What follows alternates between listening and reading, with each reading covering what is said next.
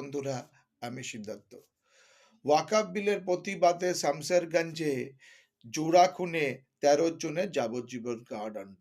হরগোবিন্দ দাস ও তার ছেলে চন্দন দাসকে পিটিয়ে খুন করা ও তাদেরকে মেরে ফেলা, এই ঘটনায় দায়রা আদালত সবাইকে ৩৮ বছরের সাজা দিল ও তাদেরকে জোড়া খুনের জন্য ১৩ জনের যাবজ্জীবন কারাদণ্ড হলো। হরগোবিন্দ দাস ও চন্দন দাস এই ওয়াকফ আইনের বিরোধিতার জন্য এই যে বলিটা হলো, এটা কিন্তু নৃশংস, নির্মম।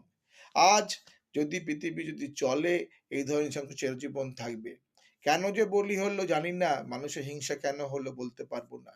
কিন্তু এই ওয়াকফ আইনের বিরোধিতাতে এই হরগোবিন্দ দাস ও তার ছেলে চন্দন দাসের কিন্তু মৃত্যু হলো। এই মৃত্যু দুটোই কিন্তু দুর্ভাগ্যের শিকার। তাই বন্ধুরা, ওয়াকফ আইনের বিরোধিতাতে এই দুজন